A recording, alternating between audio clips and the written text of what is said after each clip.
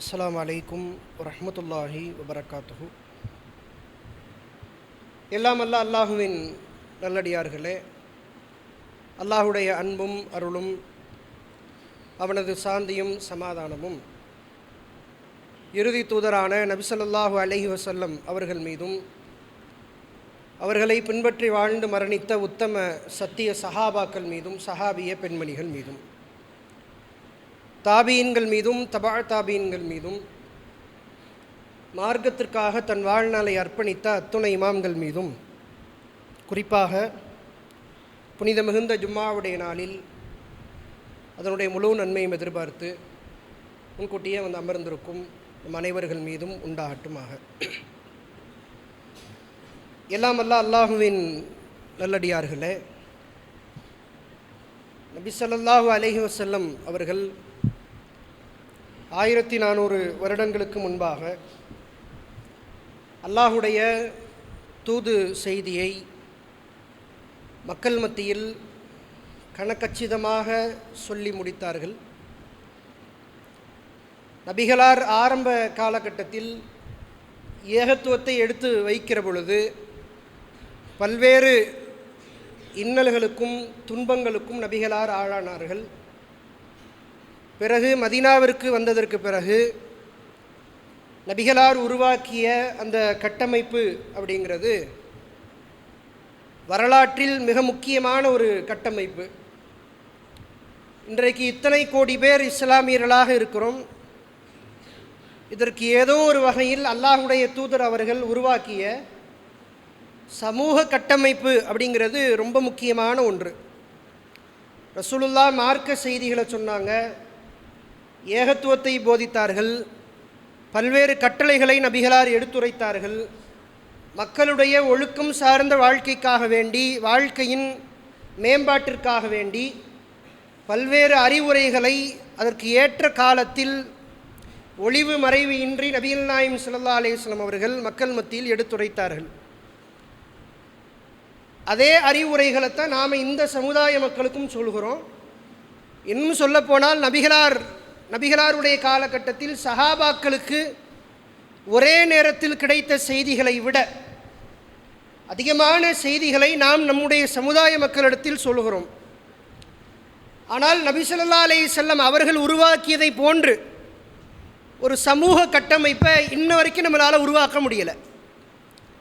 ரசூலுல்லாஹ்ட்ட இருந்த முக்கியமான விஷயம் என்ன? நபிகளார் எப்படி இவ்வளவு மக்களையும் வழி நடத்தினார்கள்? அதற்கு ரசூலுல்லாஹ் சொன்ன அறிவுரைகள் என்ன? ரசூலுல்லாஹ் ஒவ்வொரு மார்க்க சட்டங்களாக சொல்லிக்கொண்டே இருக்கிறார்கள். கூடுதலான விதிமுறைகளை போட்டுக்கொண்டே இருக்கிறார்கள்.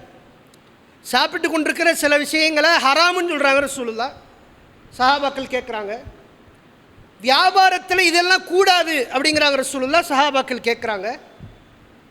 ஒரு நாள் முழுக்கவே நீங்கள் பிஸியாலாம் இருக்க முடியாது, 5 வேளை தொழுகைக்கு வந்தாகணும்னு சொல்கிறாங்க ரசூலுல்லாஹ். சஹாபாக்கள் கேட்குறாங்க. வாழ்க்கையில் எல்லாத்தையும் தியாகம் செய்யணும். பொருளாதாரம் என்றால் எல்லாமே உனக்கு சொந்தமில்லை, அதில் குறிப்பிட்ட பகுதி ஏழைகளுக்கு போய் சேரணும், அது நீ சம்பாதித்த காசுலேருந்து கொடுக்கணும்னு சொல்கிறாங்க ரசூலுல்லாஹ். சஹாபாக்கள் கேட்குறாங்க. ஒரு அளவுக்கு மேலாக வாழ்க்கையில் எல்லாத்தையும் இழந்து நீங்கள் அல்லாஹ்வுடைய பாதையில் போர் செய்ய வேண்டும் என்று ரசூலுல்லாஹ் சொல்கிறாங்க. சஹாபாக்கள் கேட்குறாங்க. இன்றைக்கி நாமளும் நிறைய மார்க்க சட்டங்களை சொல்கிறோம். சமுதாயத்தினுடைய கட்டமைப்புக்காக வேண்டி, ஒற்றுமைக்காக வேண்டி, சமுதாயத்தின் மேம்பாட்டிற்காக வேண்டி நிறைய அறிவுரைகள் ஒவ்வொரு ஆலிம் பெருமக்களால், பல தலைவர்களால் தொடர்ச்சியாக பன்னெடுங்காலமாக சொல்லப்பட்டு கொண்டே இருக்கிறது. ஆனால் நம்மள்ட்ட இந்த கட்டமைப்பு உருவாகலை. ஆனால் ரசூலுல்லாஹ் என்ன சொன்னாலும் கேட்குற சஹாபாக்கள் எப்படி உருவானார்கள்? சஹாபாக்களுடைய உயர்ந்த குணம் அப்படின்னு ஒரு பக்கம் இருந்தாலும் கூட ரசூலுல்லாஹ் சொல்ல சொல்ல ரசூலுல்லாஹ்வுடைய கட்டளைகளை எல்லாம் தொடர்ச்சியாக கேட்பதற்கு என்ன காரணம் அப்படின்னா, நபி ஸல்லல்லாஹு அலைஹி வஸல்லம் அவர்கள் அந்த மக்களை ஒன்றிணைக்கும் போது, தானும் அந்த மக்களோடு சேரும்போது நபிகளார் கையில் ஒரு மிக முக்கியமான ஆயுதம் ஒன்று இருந்தது. அது என்ன ஆயுதம் அப்படின்னா, ரசூலுல்லாஹ் அந்த மக்கள்கிட்ட அடிக்கடி சொல்லக்கூடிய ஒரு சில அறிவுரைகள். புதுசாக மார்க்க சட்டங்கள் சொல்லுவாங்க, தொழுகையை பற்றி சொல்லுவாங்க, நோன்பு கடமை அப்படின்னு சொல்லுவாங்க, ஹஜ்ஜை பற்றி சொல்லுவாங்க, உம்ராவை பற்றி சொல்லுவாங்க, ஜிஹாதை பற்றி சொல்லுவாங்க ரசூலுல்லாஹ். ஆனால் இடையில அல்லாஹ்வுடைய தூதர் அவர்கள் அந்த சமுதாயத்திட்ட பதிய வச்ச முக்கியமான ஒரு செய்தி உண்டு. ரசூலுல்லாஹ் ஒரு நேரத்தில் சொன்னாங்க, புகாரியில் பார்க்கலாம், மன் அஹப்பல் இல்லா வ அபுகலல் இல்லா, யார் அல்லாஹ்விற்காக வேண்டி நேசம் கொடுக்கிறார்களோ, யார் அல்லாஹ்விற்காக வேண்டி கோபித்துக் கொள்கிறார்களோ, வ அத்தால் இல்லாஹி வ மன அலில்லா, யார் அல்லாஹ்விற்காக கொடுப்பாரோ, யார் அல்லாஹ்விற்காக வேண்டி தடுத்து கொள்வாரோ, ஃபக்கத் இஸ்தக்மலல் ஈமான், அவர்தான் ஈமானில் பரிபூரணம் அடைகிறார் அப்படின்னு சொன்னாங்க. சொல்லலாம் தொழுக, ஜக்காத்து, நோன்பு, ஹஜ்ஜுகள் இதெல்லாம் ரசூலுல்லாஹ் போதிச்சாலும் ஈமானுடைய பரிபூரணத்துக்கு நபிகளார் சொன்னது, நீங்கள் ஒருவர் ஒருவர் பாசத்தோடு இருக்க வேண்டும், எல்லாரும் பிற மக்களை நேசிக்க வேண்டும், அந்த நேசம்தான் ஈமானை வலுப்படுத்தும் அப்படின்னு அல்லாஹ்வுடைய தூதர் அவர்கள் சொன்னார்கள். இதே மாதிரி இன்னும் பார்க்கலாம். ரசூலுல்லாஹ் சொன்னாங்க, சலாசுன் மன் குன்ன ஃபீஹி வஜத ஹலாவத்தல் ஈமான், 3 குணம் யாரிடத்தில் இருக்கிறதோ அவர் ஈமானை சுவைத்து விட்டார், ஈமானுடைய சுவையை அடைந்து விட்டார் அப்படின்னு சொன்னாங்க ரசூலுல்லாஹ். அந்த 3ல் ஒன்றாக அல்லாஹ்வுடைய தூதர் அவர்கள் சொன்னார்கள், நீங்கள் அல்லாஹ்விற்காக வேண்டியே ஒரு மனிதரை நேசிக்க வேண்டும், இறைவன் சொன்னான் என்பதற்காக வேண்டிய உறவுகளை அமைத்து கொள்ள வேண்டும், பாசமாக இருக்க வேண்டும் அப்படின்னு ரசூலுல்லாஹ் சொன்னாங்க. இந்த பாசத்துலேயுமே ரொம்ப முக்கியமானது, அல்லாஹ்வுடைய தூதர் அவர்கள் ஆரம்ப காலத்திலிருந்து, மக்காவில் இருந்து மதீனாவுக்கு வந்ததாக இருக்கட்டும், ஆரம்பத்தில் மக்காவில் பிரச்சாரம் செய்த காலகட்டங்களாக இருக்கட்டும், அல்லாஹ்வுடைய தூதர் அவர்கள் எல்லா மக்களையும் நேசித்தாங்க, எல்லார் மீதும் அன்போடு இருந்தார்கள். இந்த அன்பை கொஞ்சம் கூடுதலாக சில மக்கள் மேலே வச்சாங்க ரசூலுல்லாஹ். எல்லாரையும் நேசித்தாங்க, எல்லாரையும் அரவணைச்சாங்க. ஆனால் தன்னுடைய சபை என்னோடு நெருக்கமானவர்கள் அப்படின்னு ரசூலுல்லாஹ் ரொம்ப நெருக்கமாக வைத்து கொண்டவர்கள் சமுதாயத்தில் பலவீனப்பட்ட மக்களைத்தான். இன்றைக்கி நம்ம நிறைய பேர்கிட்ட இல்லாத ஒரு பண்பு, நாமளும் பாசமாக இருக்கிறோம், ரசூலுல்லாஹ் சொன்ன அடிப்படையில் எல்லாருக்கும் சலாம் சொல்கிறோம், எல்லாரும் சகோதரர்கள் அப்படின்னு சொல்கிறோம், எல்லாரும் ஒரு தாய் பிள்ளைகள் அப்படின்னு சொல்கிறோம். ஆனால் உண்மையிலேயே இந்த சலாம், இந்த கட்டி அணைப்பது, பேசுவது, நாம முன் வந்து பேசுவது, அவர்கள் தவறு செய்தாலும் பொறுத்து கொள்வது, மன்னித்து விடுவது, இது எல்லாமே ஒரு குறிப்பிட்ட சாராரோடு நிறுத்தி கொள்கிறோம். இந்த குறிப்பிட்ட சாரார் யாராக இருக்கணும்? யார் ஊரில் பணக்காரராக இருப்பாரோ அவரோடு நல்ல நெருக்கமாக இருக்குன்னு ஆசைப்படுறோம். அவர் ரோட்டில் வந்தார் அப்படின்னா ஓடி போய் நான் சலாம் சொல்லணும், கை கொடுக்கணும், இது அவருக்கு. அவர் ஒரு தவறை செஞ்சிருந்தாலும் மன்னிக்கணும். சரி விடுங்க பாய், எவ்வளோ பெரிய ஆள், உங்களை போய் மன்னிக்காமல் இருப்போமா, நீங்கள் மன்னிப்பெல்லாம் கேட்கவே கூடாது அப்படின்போம். நீங்கள் போய் சாரி கேட்கலாமா என்கிட்ட, போங்க பாய் அதெல்லாம் பார்த்துக்கிறேன் அப்படின்போம். இது யார்கிட்ட அதிகாரம் இருக்கோ, அந்தஸ்து இருக்கோ, பொருளாதாரம் இருக்கோ, ஊர் யாரை பெரிதாக சொல்லுமோ இவர்கள் விஷயத்தில் மன்னிப்புகள் உண்டு, இவங்க மேலே பாசம் உண்டு, கருணை எல்லாம் உண்டு, சலாம் எல்லாம் உண்டு, கொடுக்கல் வாங்கல்கள் எல்லாம் உண்டு, கூடுதலான முக்கியத்துவங்கள் உண்டு. ஆனால் இந்த சமுதாயத்தில் ஓரஞ்சாரமாக சில மக்கள் இருக்கிறார்கள், அவங்கள்ட்ட பொருளாதாரம் இருக்காது, சரியான ஆடை கூட இருக்காது, ஊரால் பெரியதாக மதிக்கப்பட மாட்டார்கள், சமுதாயத்தில் ஒரு அந்தஸ்து இருக்காது. ஆனால் முஸ்லிம்கள் ஏகத்துவம் எல்லாம் அவர்களுடைய மனதில் இருக்கும். நபிகள் நாயகம் ஸல்லல்லாஹு அலைஹி வஸல்லம் அவர்கள் உருவாக்கிய சமுதாயத்திற்கும் நமக்குமான மிகப்பெரிய வித்தியாசம், நபிகளார் பலவீனப்பட்ட மக்களை தூக்கி வச்சுக்கிறாங்க. அல்லாஹ்வுடைய தூதர் அவங்களுடைய வாழ்க்கையை நபிகளார் மேம்படுத்தி கொண்டே போவார்கள். ஊரெல்லாம் ஒதுக்கிய பிலால ரசூலுல்லாஹ் பாங்கு சொல்ல வைப்பாங்க. ஊரெல்லாம் துச்சமாக நினைத்த அப்துல்லா இப்னு உம்மி மக்தூமை ரசூலுல்லாஹ் பாங்கு சொல்ல வைப்பார்கள். ஊர் யாரை ஒதுக்குமோ அவங்கெல்லாம் இஸ்லாத்தில் முன்னோடிகளாக இருப்பார்கள். அம்மாரு சுமையா அப்படின்னு ஊர் யாரை ஈஸியாக கை வைக்குமோ, யாரை ஈஸியாக அடிக்குமோ, யாரெல்லாம் பலவீனமாக பார்க்குமோ, அடித்தா யாரும் கேட்க மாட்டாங்க அப்படின்னு யார் இருக்குமோ ரசூலுல்லாஹ் இவர்களை எல்லாம் இஸ்லாத்தினுடைய ஆரம்ப கால முன்னோடிகளாக வைத்தார்கள். நபிகளார் உருவாக்கிய கட்டமைப்பை இப்படித்தான். அந்த மக்கள்கிட்ட ரசூலுல்லாஹ் இதை அறிவுரையாக அடிக்கடி சொல்லிக்கொண்டே இருப்பார்கள். உதாரணமாக ஒரு செய்தி, ஒரு நேரத்தில் ரசூலுல்லாஹ் பயான் பேசுகிறாங்க, சஹாபாக்கெல்லாம் உட்கார்ந்துருக்கிறாங்க. மக்கள்கிட்ட அல்லாஹ்வுடைய தூதர் அவர்கள் சொன்னாங்க, ஒரு மனிதர் ஒருவர் வரார். ஃபமர்ர ரஜுல் மின் ஃபுக்கராயில் முஸ்லிமின், முஸ்லீம்களில் ஏழையான ஒரு மனிதர், அவர் அந்த சபைக்கு வரார். வந்துட்டு அங்கே கொஞ்ச நேரம் நின்றுட்டு அப்புறம் போயிடுறார். ரசூலுல்லாஹ் சஹாபாக்கள்கிட்ட கேட்குறாங்க, மா தக்கூலூன ஃபி ஹாதா, இந்த போகிறாரே இவர் சம்பந்தமாக நீங்கள் என்ன நினைக்கிறீங்க அப்படின்னு கேட்குறாங்க ரசூலுல்லாஹ். சஹாபாக்கள் சொல்கிறாங்க, காலு ஹரியுன் இன் ஹத்தப அன்லா யுன்க. கண்ணோட்டத்தை பாருங்கள், நம்மிடத்தில் இந்த கண்ணோட்டம் இருந்தால் தயவு செஞ்சு மாற்றிருங்க. மார்க்கத்திற்கும் இந்த கண்ணோட்டத்துக்கும் ஒரு சம்பந்தமும் கிடையாது. சஹாபாக்கள் சொல்கிறாங்க, அல்லாஹ்வுடைய தூதரே, ஹரியுன் இன் ஹத்தப அன்லா யுன்க, ஏழ்மையான மனிதர், பணம் பொருளாதாரம் இல்லை, ஏழ்மை சொல்லி முடிச்சுட்டா பிரச்சனை இல்லை. கூடுதலாக என்ன சொல்கிறாங்கன்னு பாருங்க, இன் ஹத்தப அன்லா யுன்க, இவர் பேசினால், நிக்காஹுக்காக வேண்டி பேசினால் திருமணம் முடித்து கொடுக்கப்படாது. அடுத்து சொல்கிறாங்க, ஒயின் ஷஃபா அல்லா யுஷஃபா, இவர் ஷிஃபாத் பரிந்துரை செய்தால் பரிந்துரை ஏற்றுக்கொள்ளப்படாது. ஒரு கல்யாணம் காட்சி அப்படின்னு சொல்லி பொண்ணு கேட்க போறிய ஊரில் ஒரு ஆள், இவர்கிட்ட போய் இந்த பொண்ணை பற்றி விசாரித்தா சரியாக இருக்கும் நாம் யாரை நினைக்கிறோம்? ஒரு ஏழ்மையான ஆள், அவரே கஷ்டப்படுறாரு, அவர் வாழ்க்கையே கஷ்டத்தில் இருக்குது, அவர்கிட்ட போய் கேட்போமா? என் மகளுக்கு திருமணம் வச்சுருக்கிறேன், இல்லை என் மகனுக்கு திருமணம் வச்சுருக்கிறேன், உங்கள் ஊரில் இந்த ஏரியாவில் தான் ஒரு மாப்பிள்ளை பார்த்துருக்குறேன், அவர் எப்படின்னு சொல்லுங்கள் அப்படின்னு கேட்குறதுக்கு ஒரு தகுதி வேணுமா? இவர் சொன்னார்னா கல்யாணம்லாம் பண்ணி கொடுக்க மாட்டாங்க. இவர் பரிந்துரை பேசினால் பரிந்துரை எடுத்துக்கொள்ளப்படாது. ஏதோ ஒரு காரியம் செய்கிறோம், இவெல்லாம் ஒரு ஆள் வண்ட போய் கேட்கணுமா? அப்படி ஆள் அவர், இவர்கிட்ட போய் கருத்து கேட்கணுமா? இவர் கருத்து சொல்லி வேண்டாம் போகுது, கருத்து சொன்னால் ஊர் கேட்குமா? நீ கருத்து சொல்கிற அளவுக்கு வந்துட்டியா, உனக்கு என்னடா அந்தஸ்து இருக்குது? அது மாதிரி ஒரு ஆள். காசு இல்லைன்ன உடனே மக்களுடைய மதிப்பீடை பாருங்கள். ரசூல்லாட்ட பதில் சொல்கிறாங்க, அப்படிப்பட்ட மனிதர் அப்படின்னு. ரசூல்லா அமைதியாக இருக்கிறாங்க. கொஞ்சம் நேரம் ஆகுது, இன்னொருத்தர் வர்றார் சபைக்கு. அந்த அவரும் சபையில் கொஞ்சம் நேரம் நின்றுட்டு போயிட்டார். அப்புறம் ரசூல்லா கேட்குறாங்க, மா தக்கூலுன ஃபிஹாதா, இவர் பணக்காரர். ரசூல்லா கேட்குறாங்க, இவர் குறித்து நீங்கள் என்ன நினைக்கிறீங்க அப்படின்னு. சஹாபாக்கள் சொல்கிறாங்க, பணக்காரர், இவர் பரிந்துரையின் ஹத்தப யுன்க, இவர் கேட்டால் திருமணம் முடித்து கொடுக்கப்படும். ஒயின் ஷஃபா யுஷஃபா, இவர் ஷிஃபாத் பரிந்துரை செய்தால் இவருடைய பரிந்துரைகள் எல்லாம் ஏற்றுக்கொள்வார்கள். பேசுவதற்கு தகுதியான ஆள், ஏற்றுக்கொள்வதற்கு தகுதியான ஆள், கருத்து கேட்பதற்கு தகுதியான ஆள், சபைகளில் அமரப்படுவதற்கு, அமர உட்கார வைக்கப்படுவதற்கு தகுதியான ஆள் அப்படின்னு பதில் சொல்கிறாங்க. சொன்ன உடனே அல்லாஹ்வுடைய தூதர் அவர்கள் மக்களிடத்தில் பதில் சொன்னாங்க. நபிகளாருடைய விருப்பம் என்ன தெரியுமா? நபிகளாருடைய கனவு என்ன தெரியுமா? ரசூலுல்லாஹ்வுடைய கனவு தெரியும்.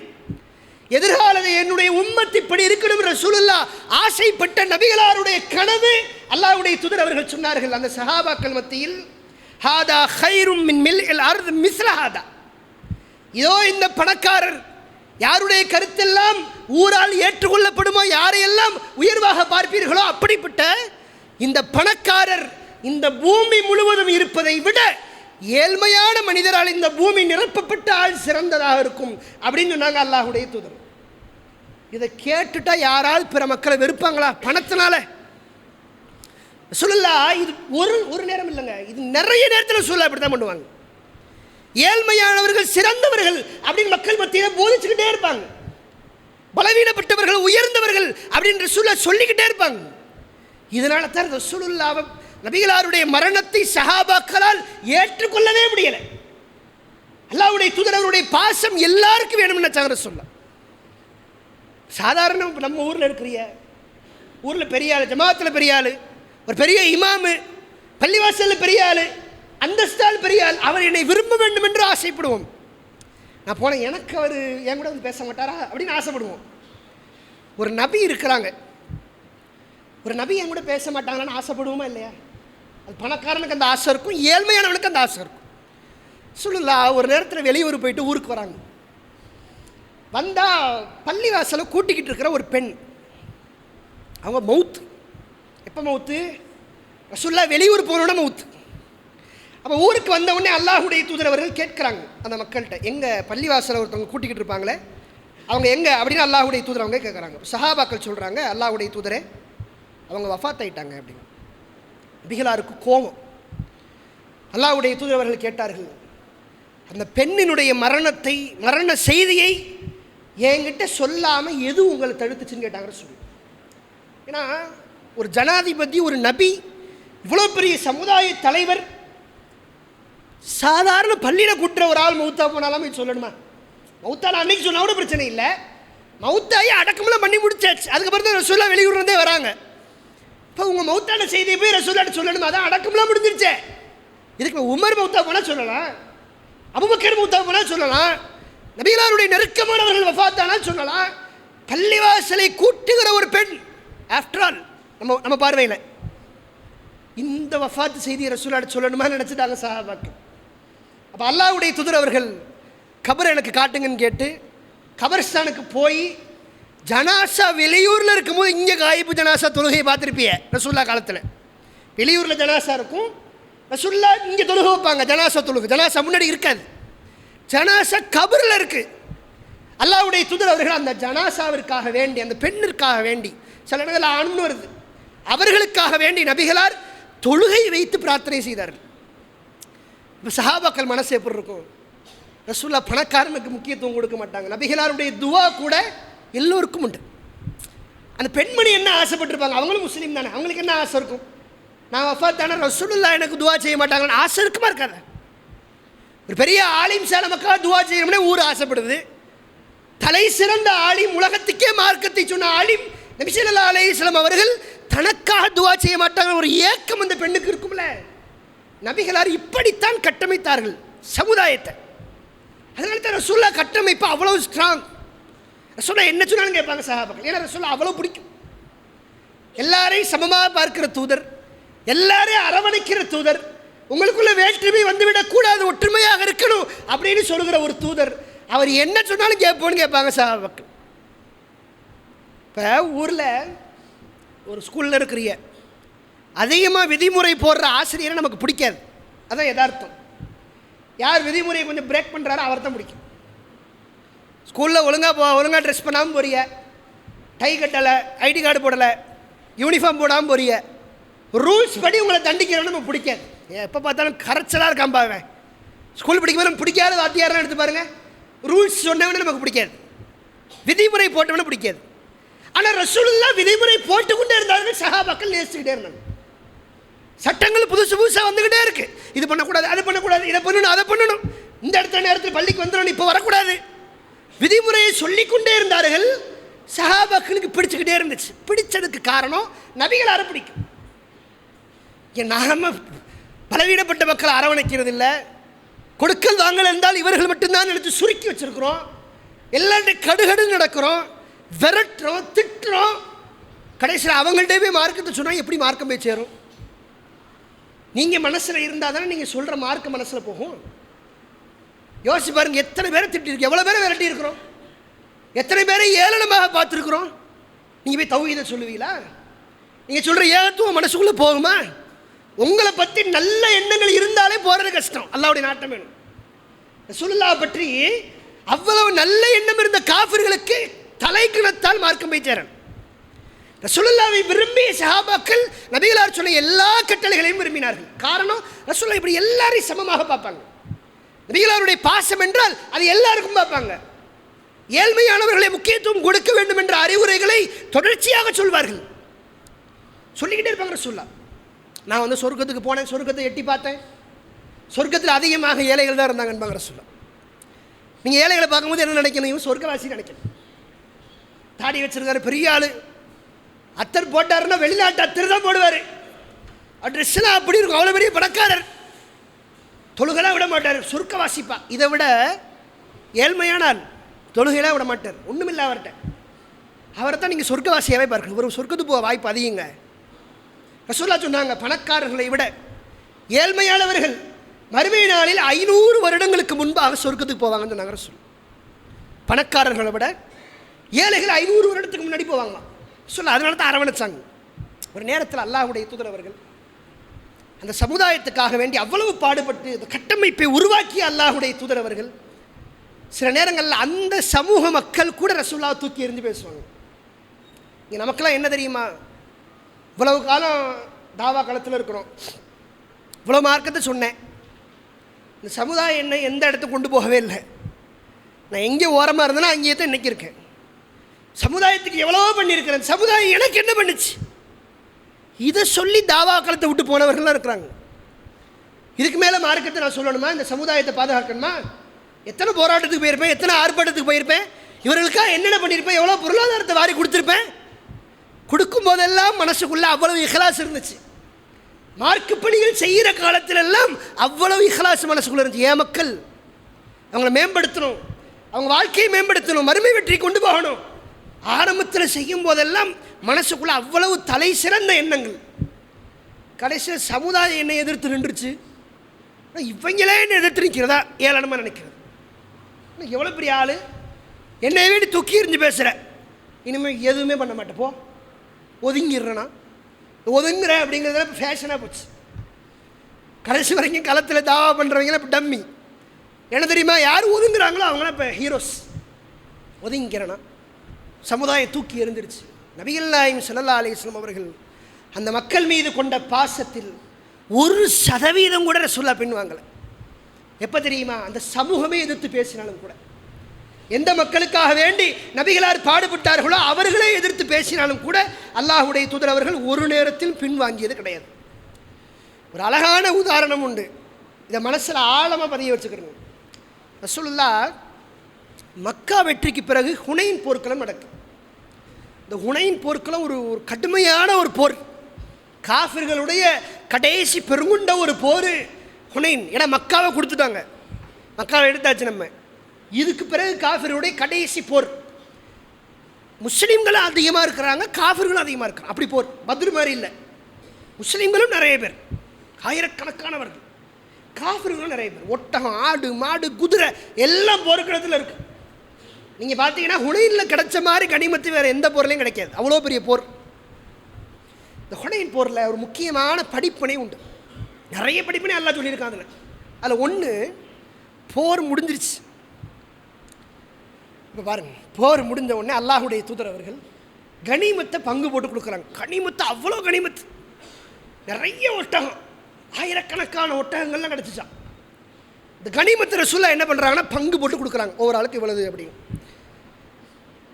கொடுக்கும்போது ரசூலுல்லாஹ் என்ன பண்ணுறாங்கன்னா, இந்த மக்கா வெற்றியில் இஸ்லாத்துக்கு வந்திருப்பாங்களே, இந்த போருக்கு முன்னாடி மக்கா வெற்றி, மக்கா வெற்றியில் இஸ்லாத்துக்கு வந்திருப்பாங்களே, போன வருஷம் வந்தவங்க, 6 மாதத்துக்கு முன்னாடி வந்தவங்க, புதுசாக இஸ்லாத்துக்கு வந்தவர்களுக்கு நபிகளார் கொஞ்சம் கனிமத்தை அதிகமாக கொடுக்குறாங்க.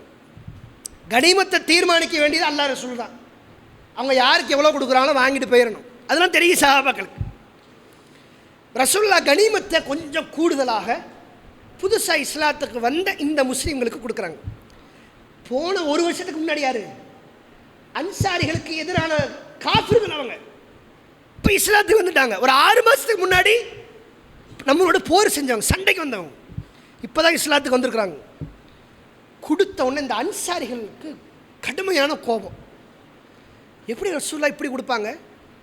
ஒவ்வொரு ஆள் வாயிலிருந்து வரக்கூடிய வார்த்தை இருக்குது, அது காரணம் ஒன்று கடைசியில் சொல்கிறேன்.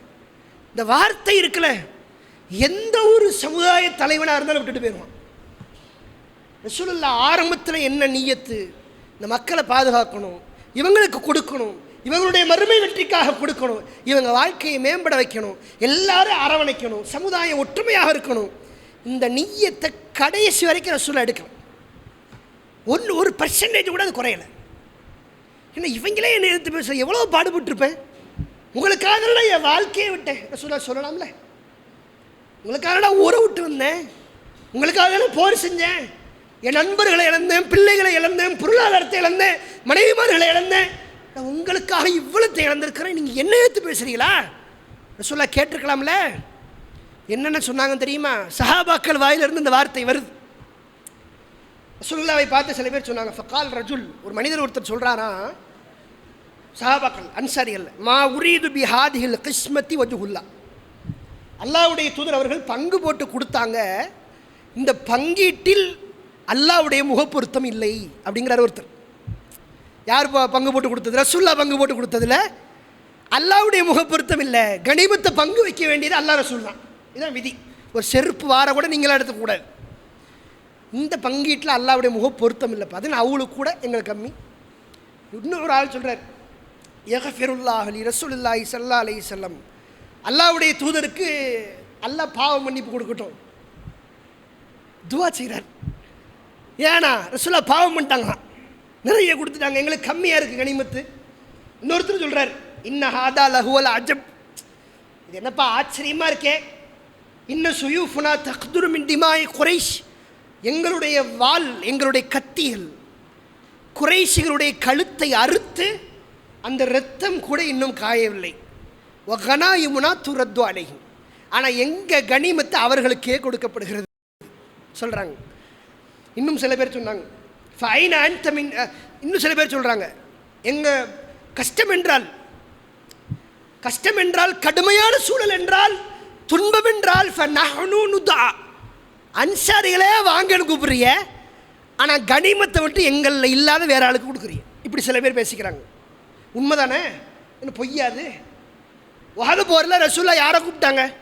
யார் என்னோடு இப்போ போர் செய்வாங்களோ சொர்க்கத்தில் என்னோடு இருப்பாங்கன்னு சொன்னாங்க. வந்தவர் அன்சாரி, கொல்லப்பட்டார். ரசூல்லா மறுபடியும் சொன்னாங்க யார் என்னோடு இப்போ வருவாங்களோ அவங்க என்னோடு சொர்க்கத்தில் இருப்பாங்க. வந்தவர் அன்சாரி. 7 பேர் வந்தார்கள், 7 பேர் அன்சாரிகள் கொல்லப்பட்டார்கள். ரசூல்லா சொன்னாங்க முஹாஜிர்களை விட இந்த விஷயத்தில் அன்சாரிகள் முந்திக் கொண்டார்கள் அப்படின்னாங்க ரசூல்லா. கஷ்டம்னா அன்சாரி இதெல்லாம் கூப்பிட்டிய, கனிமத்து மட்டும் வேற ஆளுக்கு கொடுக்குறதா அப்படின்னு சொன்ன குற்றச்சாட்டுகள். ஒரு தலைவனாக இருந்தால் விட்டுட்டு போயிருப்பான். எவ்வளோ உங்களுக்கு கொடுத்துருக்குறேன், எவ்வளோ பாடுபட்டுருக்கிறேன், எனக்கு எதிராகவே நீங்கள் நடக்கிறீங்களா? ரசூல்லா கொண்ட பாசம் இருக்கல, அப்படி ஒரு தலைவனை வரலாறு பார்க்கவே பார்க்க.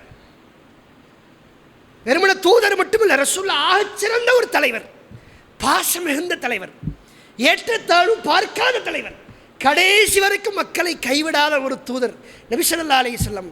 அப்போ இந்த செய்தியை சாது சொல்கிறார். சாது பின் அபீ வக்காஸ் ரலியல்லாஹு அன்ஹு சொல்கிறார் ரசூல்லாட்ட. அவர் அன்சாரி. இப்போ ரசூல்லா கேட்குறாங்க அவரை பார்த்து, சாதே மக்கள்லாம் இப்படி பேசிக்கிறாங்களோ, சரி ஃபைன் அன்த மின் சாத், சரி அவங்களாம் பேசட்டும், சாதே நீங்கள் என்ன சொல்கிறீங்க அப்படிங்கிறாங்க ரசூல்லா. உங்கள் நிலைப்பாடு என்ன அப்படிங்க.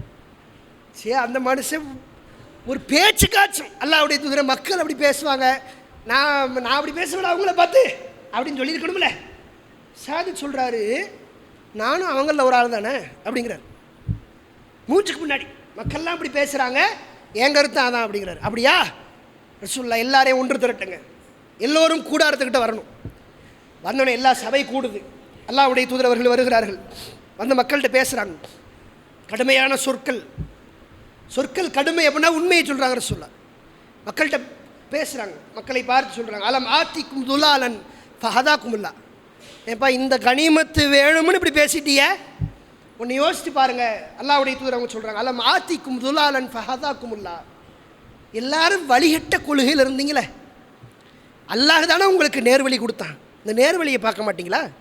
அடுத்து கேட்குறாங்க ரசூலுல்லாஹ் ஃபஅக்னாக்குமுல்லா வஆலத்தன் ஃபஅக்னாக்குமுல்லா. எல்லோரும் ஏழை, பொருளாதாரம் இல்லாமல் பஞ்சத்தில் இருந்த ஒரு காலத்தில் ஞாபகம் இருக்கா? அதிலிருந்து எல்லாம் பாதுகாத்து இன்னைக்கு ஒரு தன்னிறைவை கொடுத்துருக்கிறான், அதை பார்க்க மாட்டீங்களாங்கிறாங்க ரசூலுல்லாஹ். ஒரு காலத்தில் அகல் போர்க்களத்தில் சாப்பாட்டுக்கு வழி இல்லாமல் போர் செஞ்சாங்க, அதெல்லாம் யோசிச்சு பார்க்க மாட்டீங்களா அப்படின்னு கேட்குறாங்க ரசூலுல்லாஹ். கேட்ட உடனே பல் ரசூலுல்லாஹ் அல்லாஹ்வுடைய தூதரே ஆமாம் நாங்கள் ஏற்றுக்கொள்கிறோம் அப்படின்னு சஹாபாக்கள் சொல்லிட்டாங்க. இப்படி கடுமையாக பேசும். சஹாபாக்களுக்கு என்ன ஆசைப்படி இது எடுத்தறிஞ்சு பேசுனதில்லை. ரசூலுல்லாஹ் மக்கால உள்ளவங்களுக்கு முக்கியத்துவம் கொடுக்குறாங்க.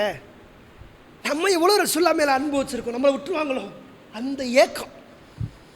சில பேர்லாம் சொன்னாங்க அல்லாஹ்வுடைய தூதர் அவர்களுக்கு ஊர் பாசம் வந்துருச்சு, இனிமேல் ரசூலுல்லாஹ் நம்மோடு வரமாட்டாங்க, இத்தனை ஆண்டு காலம் இருந்தாங்களே நம்ம மட்டும்தான் போகிறோம் மதீனாவுக்கு அப்படின்னு சஹாபாக்கள் நினச்ச அந்த ஆதங்கம். ரசூலுல்லாஹ் நம்மளை விட்டு போயிடுவாங்களா, அல்லாஹ்வுடைய தூதர் அவர்கள் நம்மோடு இருக்க மாட்டார்களா, மதீனாவுக்கு வர மாட்டாங்களா, அவங்க ஊர்க்காரங்களோடு சேர்ந்துட்டாங்களே, கனிமத்து வேற நிறைய கொடுத்துட்டாங்களே, இந்த ஆதங்கத்தில் வந்த வார்த்தை. ரசூலுல்லாஹ்வும் பேசிட்டாங்களா? இப்போ அல்லாஹ்வுடைய தூதர் அவருடைய பாசத்தை பாருங்கள். இப்படி ஒரு தலைவனை பார்க்க முடியுமா? நபிகளார் சொல்லிட்டு இப்படிலாம் இருந்தீங்களா, இப்படி கேட்கலாமா அப்படின்னு சொன்னவங்க சஹாபாக்கள் கேட்டுட்டாங்க, அமைதி ஆகிட்டாங்க. அப்புறமா ரசூலுல்லாஹ் சொல்கிறாங்க ஏன் எனக்கு எதுவும் பதில் பேச மாட்டீங்களா அப்படின்னு. சஹாபாக்கள் கேட்குறாங்க அல்லாஹ்வுடைய தூதரே உங்களுக்கு நாங்கள் என்ன பதில் சொல்கிறது அப்படின்னு. நான் இவ்வளோ சொன்னேன் உங்களை பார்த்து, என்னை பார்த்து ஏதாவது ஒரு பதில் சொல்ல மாட்டீங்களா அப்படின்னு கேட்குறாங்க ரசூலுல்லாஹ். நாங்கள் என்ன உங்களுக்கு பதில் பேசுவது, நாங்கள் உங்களை பார்த்து என்ன கேட்குறது அப்படின்னு சொன்னாங்க சஹாபாக்கள். அப்போ அல்லாஹ்வுடைய தூதர் அவர்கள் பாயிண்ட்ஸ் எடுத்து கொடுக்குறாங்க. நீங்கள் இப்படி என்னையை பார்த்து கேட்கணும், நான் உங்களை பார்த்து கேட்டேன்ல, நீங்கள் என்னையை பார்த்து கேட்கணும்னு சொல்லி அல்லாஹ்வுடைய தூதர் அவர்கள் என்னை பார்த்து இப்படி கேளுங்கள் அப்படின்னு நாங்கள் ரசூலுல்லாஹ். என்ன கேட்கணுமா? ரசூலுல்லாஹ் சொன்னாங்க அத்தைத்தனா முகத்திபன் ஃபஸத்தக்னாக். நபியே ஊரெல்லாம் உங்களை பொய் என்று சொன்னது, உங்களை உண்மையாளர் என்று நாங்கள் தான் சொன்னோம். அப்படி என்னை பார்த்து சொல்லுங்கள். நாங்கள் சொன்னோம். எல்லாரும் போய் சொல்லும் போது என்னை உண்மையாளர் நீங்கள் தானே சொன்னீங்க, அதை சொல்லுங்கள். ஓ மஹ்தூலன் ஃபனசர்னாக், நபியே விரட்டப்பட்டு வந்தீங்க, மக்காலிருந்து விரண்டு ஓடி வந்தீங்க, உங்களை அரவணைத்து கொண்டவர்கள் நாங்கள், உதவி செய்தவர்கள் நாங்கள். இப்படி சஹாபாக்கள் சொல்லலை, ரசூலுல்லாஹ் சொல்கிறாங்க இப்படி என்னை பார்த்து சொல்லுங்கள் அப்படின்னு.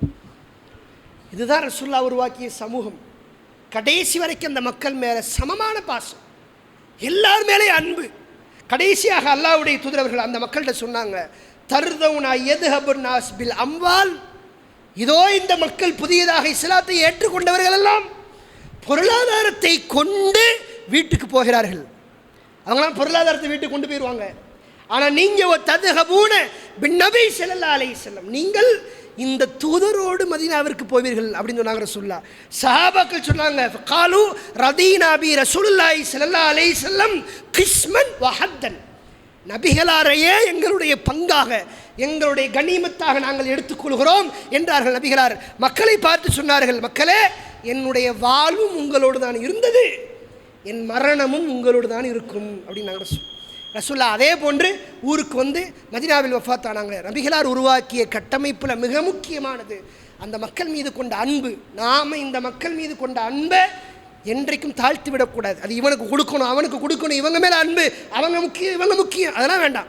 எல்லா மக்கள் மேலே அன்பு, எல்லா முஸ்லீம்களையும் நேசிக்கிறோம். அந்த நேசத்துக்கு காரணம் அல்லாஹ்.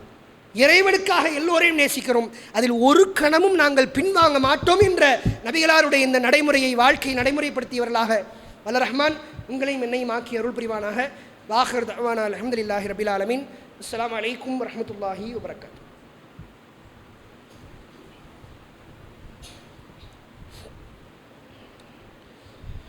அஸ்ஸலாமு அலைக்கும் அல்ஹம்துலில்லாஹி ரபில் ஆலமீன் வல் ஆகிபத்து லில் முத்தகீன் வஸ்ஸலாத்து வஸ்ஸலாமு அலா சய்யிதினா முஹம்மதின் வ ஆலிஹி வ ஸஹாபிஹி அஜ்மஈன். எல்லாம் வல்ல அல்லாஹ்வின் நல்லடியார்களே, ஒரு அறிவிப்பு மட்டும். இன்ஷா அல்லாஹ் நம்முடைய முபீன் கிளை சார்பாக 16/1/2026 இன்னைக்கு வெள்ளிக்கிழமை சரியாக மாலை 6:30 மணி அளவில் நம்முடைய பள்ளிவாசலில் இஸ்லாம் ஓர் எளிய மார்க்கம் ஏற்பாடு செய்யப்பட்டிருக்கிறது. நிறைய மக்கள் மார்க்க ரீதியான விஷயங்களில் சந்தேகங்கள் இருக்கும் அல்லது முரண்பாடுகள் இருக்கும். ஜமாத்து எடுத்திருக்கிற நிலைப்பாடுகளுக்கும் உங்களுக்கும் ஏதாவது முரண்பாடுகள் இருக்கும், சந்தேகங்கள் இருக்கும், கேள்விகள் இருக்கும். இதெல்லாம் நீங்கள் என்ன செய்யலாம், இந்த நிகழ்ச்சியில் கேள்வியாக கேட்டு உங்களுடைய பதில்களை நீங்கள் வாங்கி கொள்ளலாம். அதுக்காக இந்த நிகழ்ச்சி ஏற்பாடு செய்யப்பட்டிருக்கிறது. இன்ஷா அல்லாஹ் எல்லோரும் கலந்துக்கிறங்க. வீட்டில் உள்ள மக்களையும் அதிகமாக கலந்துக்க வைங்க. ஏன்னா நமக்கு சந்தேகம் இல்லை அப்படின்னு கடந்து போயிடக்கூடாது. நான் எல்லாத்தையும் பர்ஃபெக்டாக இருக்கிறேன்னு சொல்லி கடந்து போயிடக்கூடாது. வீட்டில் இருக்கிறவங்களுக்கு நிறைய சந்தேகங்கள் இருக்கும். அது போன்ற நபர்கள்ட்ட மார்க்க செய்திகளை, அதுவும் குறிப்பாக இந்த செய்தி அதிகமாக எடுத்து வைங்க. கூடுதலாக உங்களுக்கு சந்தேகம் இல்லாட்டினால் நிகழ்ச்சியில் கலந்துக்கிறோங்க. புரியுது? இப்போ மார்க்கத்தை சொல்லக்கூடிய தாய்க்களுக்கே நம்ம அதிகமாக என்ன சொல்கிறோம்னா, இஸ்லாம் ஒரு எளிய மார்க்கத்தை பார்க்க சொல்லுவோம். ஏன்னா நிறைய ஒரு புத்தகத்தை படிக்கிறத விட இந்த நிகழ்ச்சி என்ன செய்யும்னா நிறைய மார்க்க கல்வியை கற்றுத்தரும். நமக்கு உண்மையிலே சந்தேகங்கள் இருக்காது. ஆனால் அந்த கேள்வி கேட்கும்போது, ஆக இது எனக்கே சந்தேகம் தான் அப்படின்னு தோணும். நமக்கே தெளிவில்லாமல் தானே இருந்தோம் அப்படின்னு தோணும். அதனால் ஒரு நிகழ்ச்சி, அதுலேயும் குறிப்பாக பயானை விட இந்த கேள்வி பதில் நிகழ்ச்சியில் அதிகமான ஒரு இல்மு நமக்கு கிடைக்கும், கல்வி நமக்கு கிடைக்கும்.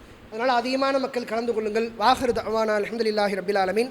அஸ்ஸலாமு அலைக்கும் வரஹ்மத்துல்லாஹி வபரகாத்துஹு.